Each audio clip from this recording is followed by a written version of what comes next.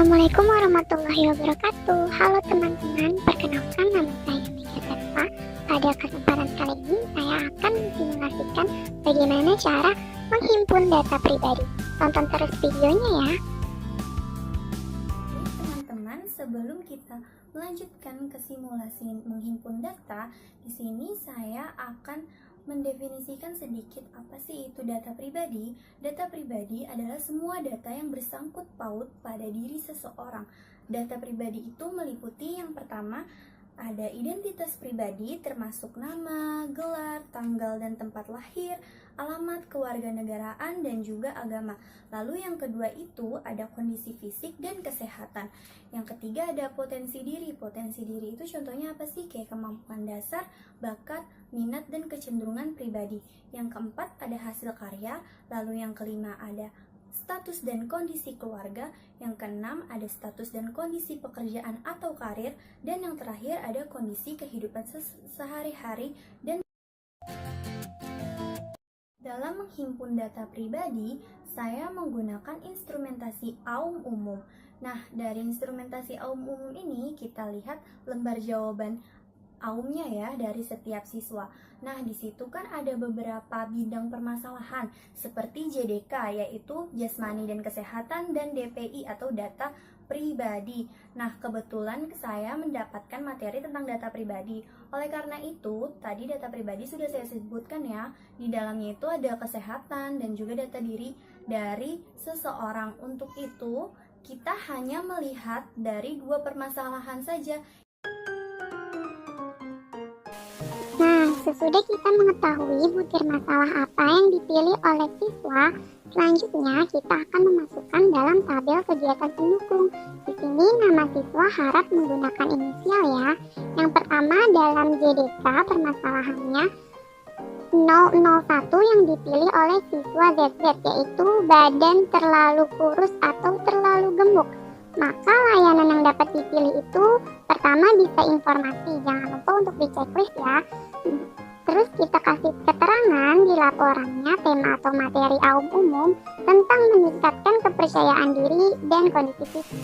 Nah, begitu seterusnya sampai permasalahan yang dipilih oleh siswa semua mendapatkan layanan yang sesuai. Contohnya sini yang kedua, permasalahan yang pilih itu 004, badan terlalu pendek atau terlalu gemuk. Maka layanan yang dapat kita pilih yaitu penguasaan konten dengan tema tips untuk menurunkan berat badan. Selanjutnya, pada bidang permasalahan DPI atau diri pribadi, siswa ZZ memilih butir masalah 080, yaitu ceroboh atau kurang hati-hati. Maka layanan yang kita berikan bisa berupa layanan informasi dengan tema mengatasi sikap ceroboh yang merugikan diri. Lalu yang kedua 091, sering murung atau tidak merasa bahagia. Maka dapat memilih layanan penguasaan konten dengan tema tips agar selalu merasa bahagia. Baik teman-teman, sekian simulasi yang dapat saya sampaikan. Semoga dapat bermanfaat dan memiliki gambaran bagaimana cara menghimpun data, terutama pada data pribadi. Kurang lebihnya mohon maaf. Assalamualaikum warahmatullahi wabarakatuh. Materi selanjutnya akan disampaikan oleh teman saya. Terima kasih. Assalamualaikum warahmatullahi wabarakatuh. Perkenalkan, saya Nur Alfiah akan menjelaskan tentang himpunan data. Yang pertama, saya akan menjelaskan tentang data pribadi yang diambil dari instrumentasi DCM. Berikut penjelasannya. Baik teman-teman semua, yang pertama saya akan membahas pada tabel yang menjadi pilihan butir masalah pada siswa. Kita akan memilih topik pertama yaitu topik kesehatan. Di topik kesehatan ini terdapat 20 buah tabel atau 20 butir masalah yang membahas tentang topik kesehatan. Kita langsung saja membahas. Yang pertama, kita akan mengambil sampel dari siswa yang berinisial A. Jadi, si siswa A ini di lembar sebelumnya telah memilih topik kesehatan yang menjadi permasalahannya itu ada di nomor 1, 2, 4, dan juga nomor 5. Selanjutnya nanti akan dibahas lagi lebih dalam tentang masalah yang telah dipilih oleh si siswa A. Kita akan membahas di lembar selanjutnya. Pembahasan selanjutnya adalah di butir masalah yang siswa A telah pilih sebelumnya. Di tabel nomor 1 terdapat permasalahan kesehatan tentang sering sakit ketika di SD. Jadi, individu tersebut membahas tentang masa lalunya. Maka layanan yang akan kita berikan adalah layanan konseling perorangan. Dan saya rasa tidak perlu disampaikan tema atau materi pemberian layanan karena ini merupakan masa lalu atau yang telah terjadi sebelumnya. Lanjut, di permasalahan nomor 2 di topik kesehatan itu terdapat bahasan tentang sering sakit ketika di SLTP. Sama seperti di poin pertama. Jadi, pada poin permasalahan ini kita akan memberikan konseling perorangan. Mengapa diberikan konseling perorangan? Karena kita membahas masalah yang sudah pernah terjadi. Jadi kita tidak akan bersusah payah lagi untuk mencari materi seperti itu atau mencarikan solusi. Karena ini menceritakan masalah yang sudah berlalu. Selanjutnya di tabel nomor 4 di permasalahan kesehatan adalah keringat dingin keluar bila saya gugup. Nah, pada permasalahan kali ini adalah permasalahan yang benar-benar dirasakan oleh klien atau siswanya. Jadi rasa gugup itu memang di kalangan siswa sangat umum terjadi ya teman-teman. Apalagi kalau siswa disuruh presentasi atau waktunya presentasi tugasnya, nanti dilakukan sesi tanya jawab dan lain sebagainya. Itu merupakan hal yang wajar apabila siswa sedang merasakan gugup. Lalu hal gugup lainnya yang terjadi pada siswa seperti siswa merasa gugup apabila siswa mendapatkan tugas atau perintah dari guru mata pelajaran tersebut kalau siswa harus mengerjakan di depan, seperti mengerjakan soal di papan tulis. Jadi untuk mengatasi rasa gugupnya ini, sebagai guru BK, alangkah baiknya kita memberikan layanan penguasaan konten. Kenapa kita kasih layanan penguasaan konten? Jadi nanti kita sebagai guru BK akan memberikan bagaimana sih tips menghilangkan rasa gugup. Rasa gugup dalam hal apa? Dalam hal apapun. Seperti saat siswa harus mempresentasikan tugas atau mengerjakan soal di papan tulis atau saat sesi diskusi tanya jawab. Atau juga bisa siswa merasakan rasa gugup saat harus berinteraksi dengan guru mata pelajaran yang bersangkutan. Jadi kita memberikan tips bagaimana caranya mengatasi rasa gugup pada siswa. Lalu yang di permasalahan kesehatan di poin terakhir ada kesehatan saya sering terganggu. Baik, kesehatan sering terganggu berarti artinya ini masalah yang sedang dialami siswa atau si klien tersebut. Lalu apa yang kita harus lakukan sebagai guru BK?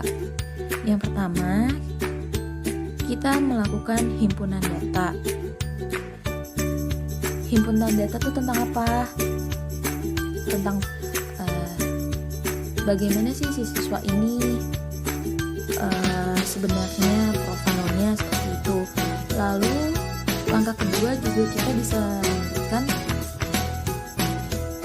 aplikasi instrumentasi. Mengapa kita harus memberikan aplikasi instrumentasi? Karena kita harus mengetahui apa yang sebenarnya dirasakan oleh si siswa tersebut. Apakah memiliki kecemasan yang berlebih sehingga kesehatannya bisa terganggu, ataukah pola hidupnya tidak sehat atau jam tidurnya tidak teratur bisa menyebabkan kesehatannya terganggu, atau apakah si siswa tersebut memiliki tingkat stres yang sangat tinggi, seperti itu. Lalu yang selanjutnya kita akan berikan layanan konsultasi. Kenapa kita memberikan layanan konsultasi? Jadi kita memberikan layanan konsultasi kepada orang tua si siswa yang memiliki permasalahan tentang kesehatan tersebut. Kita mengarahkan, kita memberikan masukan atau pilihan alternatif bagaimana cara mengatasi agar siswa tersebut kesehatannya bisa normal seperti semula lagi. Lalu apabila dengan layanan konsultasi tidak dapat teratasi, maka bisa dilakukan dengan alih tangan kasus. Alih tangan kasus di sini artinya kita si kliennya ini kita arahkan untuk berkonsultasi dengan tim medis atau tenaga kesehatan atau yang biasa kita sebut dengan dokter pada ahlinya. Di situ permasalahan si klien akan benar-benar teratasi tentang gangguan kesehatannya. Berikut penjelasan yang telah saya jelaskan, kurang lebihnya mohon dimaafkan. Selanjutnya akan dilanjutkan oleh rekan saya yang lainnya. Terima kasih.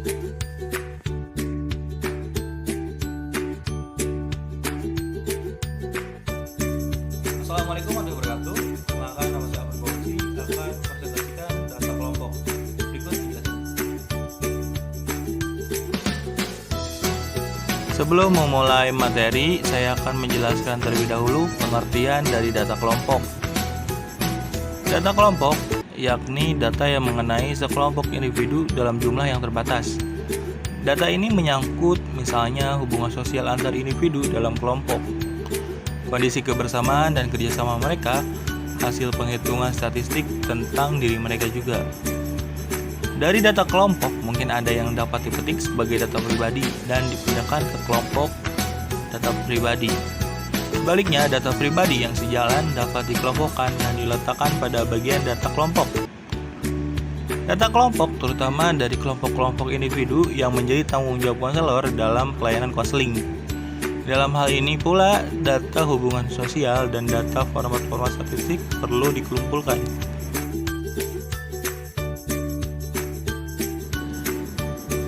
Dalam pengolahan data kelompok, saya menggunakan analisis umum dengan menggunakan satu permasalahan, yakni hubungan sosial.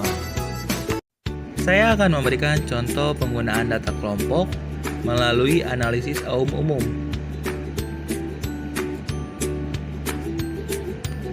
Terdapat siswa memilih butir masalah 052, yakni mengalami masalah dalam belajar kelompok. Sebagai konselor, maka harus memberikan layanan berupa konseling kelompok. Butir masalah ini termasuk pada golongan atau jenis HSO atau hubungan sosial. Maka sebagai konselor harus dapat membuat siswa kembali menjadi aktif dan belajar secara efektif kembali. Dan begitu pula untuk butir masalah lainnya, harus dipilih dengan sesuai dan efektif. Terima kasih telah menyimak dari awal sampai akhir. Berikutnya materi data kelompok akan disampaikan oleh rekan saya Dalika. Dan sekian dari saya, terima kasih. Assalamualaikum warahmatullahi wabarakatuh. Saya Dalika Adian Salam. Saya ingin menjelaskan tentang data kelompok. Berikut ini penjelasannya. Assalamualaikum warahmatullahi wabarakatuh. Saya Dalika Adian Salam. Saya ingin menjelaskan tentang data kelompok menggunakan DCM. Nah, di sini kan ada contoh beberapa tabel yang udah diisi siswa nih, tabel DCM. Nah, kan ini kan tiap tabelnya ada yang dipilih siswa. Tinggal kita urutin dari atas sampai bawah, terus kita jumlahin semuanya. Ntar dihitung yang paling banyak hasilnya itu berapa. Kan kalau saya di sini hasilnya paling banyak nomor 78. Berarti kalau nomor 78 tuh sering tidak sabar. Nah, jika sudah ketemu masalahnya, tinggal kita beri layanan. Kan kalau sering tidak sabar tuh bisa pertama diberi layanan kelompok. Temanya tuh layanan meningkatkan rasa sabar dalam diri. Terus yang kedua bisa penguasaan konten, temanya tips dan trik agar lebih sabar dalam menghadapi sesuatu. Assalamualaikum warahmatullahi wabarakatuh. Saya Adinda Hidayah. Saya akan menjelaskan tentang data umum. Berikut penjelasannya. Nah, di sini saya akan memberikan contoh data umum. Salah satunya artikel dari permasalahan pendidikan. Permasalahan mutu pendidikan ini kan tidak berdiri sendiri, tetapi terkait dengan suatu sistem yang saling berpengaruh. Mutu masuk ke pendidikan itu bisa dilihat dari kesiapannya murid dalam mendapatkan pendidikannya. Jadi ada nggak nih murid yang belum siap dalam kesempatan pendidikan seperti itu. Data Puskes pada tahun 2004 juga menunjukkan bahwa sebagian siswa berada itu dalam kategori yang kebugarannya kurang, bahkan juga sampai kebugarannya sedang gitu, kebanyakan ya.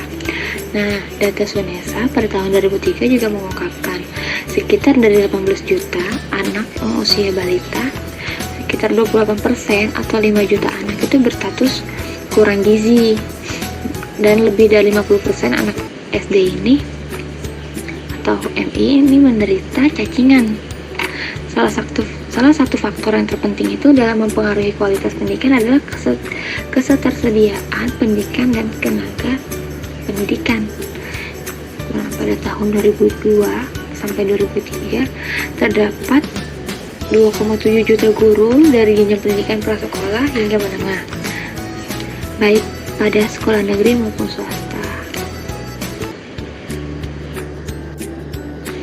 Nah, di sini saya akan memberikan contoh data umum.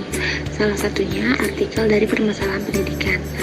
Permasalahan mutu pendidikan ini kan tidak berdiri sendiri, tetapi terkait dengan suatu sistem yang saling berpengaruh.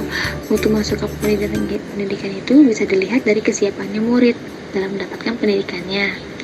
Jadi ada nggak nih murid yang belum siap dalam kesempatan pendidikan seperti itu. Data Puskes pada tahun 2004 juga menunjukkan bahwa sebagian siswa berada itu dalam kategori yang kebugarannya kurang, bahkan juga sampai kebugarannya sedang gitu, kebanyakan ya. Nah, data SUNESA pada tahun 2003 juga mengungkapkan sekitar dari 18 juta anak yang usia balita, sekitar 28% atau 5 juta anak itu berstatus kurang gizi, dan lebih dari 50% anak SD ini atau MI ini menderita cacingan. Salah satu faktor yang terpenting itu dalam mempengaruhi kualitas pendidikan adalah ketersediaan pendidikan dan tenaga pendidikan. Nah, pada tahun 2002 sampai 2003 terdapat 2,7 juta guru dari jenjang pendidikan prasekolah hingga menengah.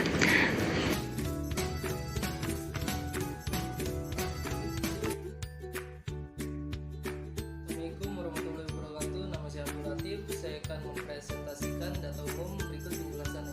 Terima kasih. Assalamualaikum warahmatullahi wabarakatuh. Nama saya Abdul Latif.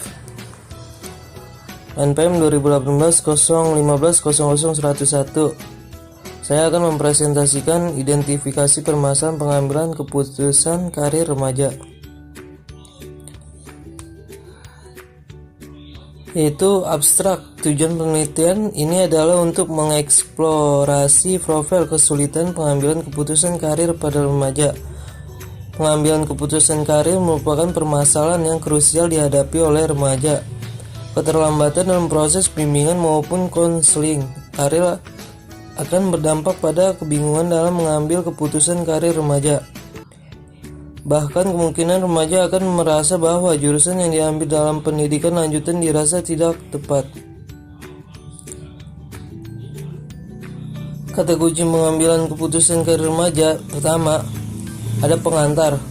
Pengambilan keputusan karir merupakan keterampilan penting yang dapat digunakan selama satu rentang kehidupan seorang. Pengambilan keputusan karir merupakan keterampilan yang dapat dipelajari.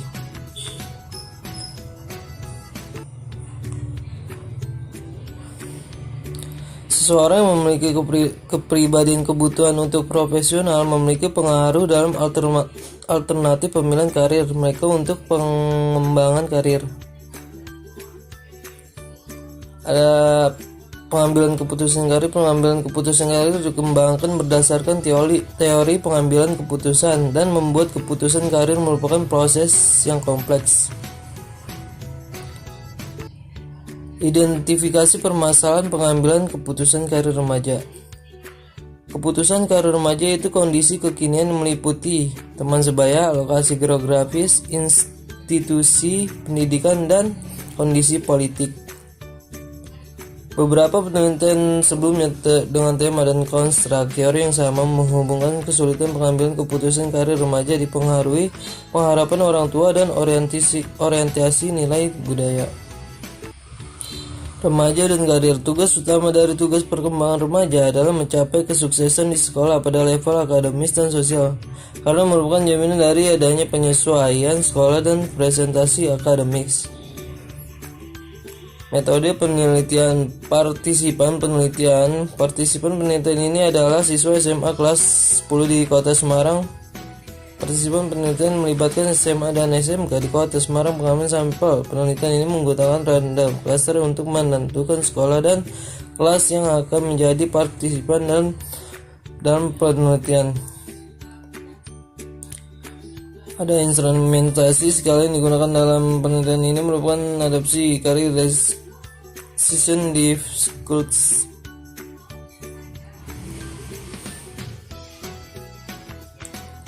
Tabel pertama ada distribusi sampel penelitian berdasarkan gender, jenis kelamin, laki-laki, perempuan. Total laki-laki ada 199%, 35,2, perempuan 366, 64,7%. Total dari laki-laki dan perempuan 566 dan persennya 100%. Tabel kedua distribusi sampel penelitian berdasarkan jenis sekolah, umum, kejuruan. Umum 493, 87,1%, kejuruan 73, persennya 12,9. Total frekuensi 566 dan persennya 100. Tabel ketiga statistik descriptive profile. Situasi atau gender begini: proses laki-laki perempuan during proses laki-laki perempuan. N 199 366. Laki-laki 17,74 19,83. SD 4,66 5,09. Laki-laki 199, perempuan 366. Mana 63, laki-laki 0,26 dan perempuan 66,96. SD 16,72, perempuan 18,73. Berdasarkan hasil analisa profil dengan analisa frekuensi dengan menggunakan norma hipotetik, diketahui bahwa 44,7% remaja masih mengalami kesulitan dalam pengambilan keputusan. Dan tabel keempat sebelum mengambil keputusan karir, kategori sangat sulit, sedang, sedikit, kesulitan, tidak ada kesulitan. Rank skor 25 sampai 30, 20 sampai 24, 16 sampai 19, 11 sampai 15, dan tidak kesulitan 0, sampai 10. Frekuensinya sangat sulit 88, sulit 165, sedang 184, sedikit kesulitan 100, tidak ada kesulitan 29. Persennya yang sangat sulit 15,55, sulit 29,15, sedang 32,51, sedikit kesulitan 17,67, tidak kesulitan 5,12. Sekian dari saya, Abdul Latif. Terima kasih.